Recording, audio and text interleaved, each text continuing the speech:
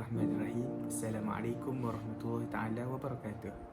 Untuk kali ini saya ingin berkongsikan satu kisah yang mana menceritakan 30 pemuda telah berjumpa dua makhluk aneh di sebuah pulau yang sunyi.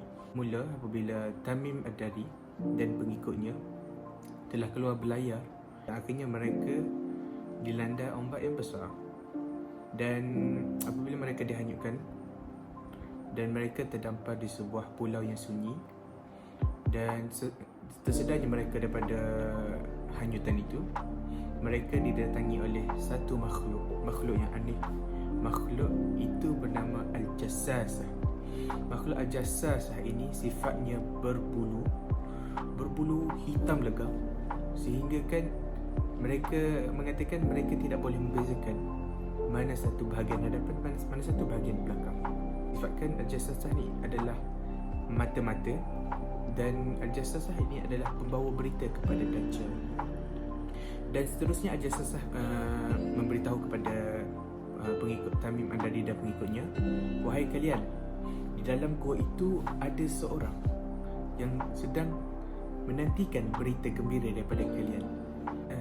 Tamim Ad-Dari meninggalkan binatang itu, iaitu Al-Jassasah, apabila Al-Jassasah telah menyebut kesemua nama 30 pemuda, dan mereka bimbang sekiranya Al-Jassasah ni adalah salah satu syaitan betina.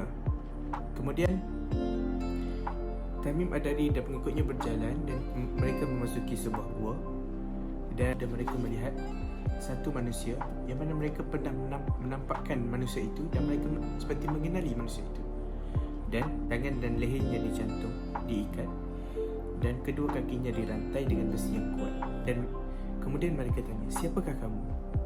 Dan makhluk itu menjawab, sesungguhnya kamu mengenali aku. Kemudian makhluk itu berkata, ceritakan kepada aku tentang ladang kurma Baisan. Adakah masih berbuah kurma di sana? Dan mereka menjawab, ya, di sana masih berbuah. Kemudian makhluk itu berkata, pada suatu hari pokok-pokok di sana akan kehabisan buah dan pokoknya tidak akan berbuah lagi. Kemudian mereka ditanyakan lagi tentang tasik Tabriyah. Adakah tasik itu masih berair dan masih mempunyai air? Dan mereka menjawab, ya, di sana masih mempunyai air. Dan lantas dengan itu makhluk itu berkata, sesungguhnya pada suatu hari tasik itu akan kering dan airnya akan habis. Dan kemudian mereka diajarkan lagi soalan tentang air mata Zuhar. Dan makhluk itu bertanya, adakah airnya masih memancar keluar? Dan ya, airnya masih keluar, dan penduduk di sana menggunakan air itu untuk tanaman mereka. Dan kemudian Dajjal bertanya, adakah telah diutuskan seorang Nabi yang mana buta huruf? Tamim Ad-Dari menjawab, ya, Nabi yang buta huruf itu telah wujud. Dan sekarang dia sedang berhijrah dari Mekah ke Yathrib kerana orang Arab memeranginya.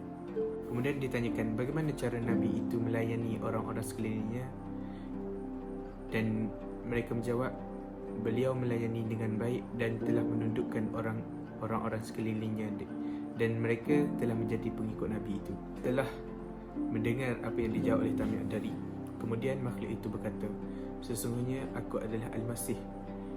Aku akan keluar daripada bumi ini apabila telah diizinkan keluar, dan aku akan mengelilingi bumi ini, dan hanya dua tempat saja yang aku diharamkan untuk memijakkan kaki, iaitu di Makkah dan Madinah.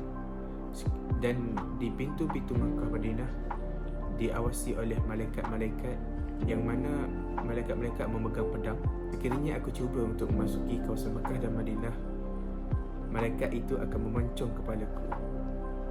Dan kisah ini Tamim Ad-Dari dan pengikutnya 30 orang semuanya pulang daripada tempat itu dan menceritakan kepada Rasulullah SAW. Dan kemudian mereka telah memeluk Islam, dan kesimpulannya, mereka kita telah bersedia dengan akhir zaman, dengan kiamat yang akan datang. Adakah amalan kita sudah cukup? Dan bersediakah kita dengan fitnah-fitnah Dajjal? Assalamualaikum.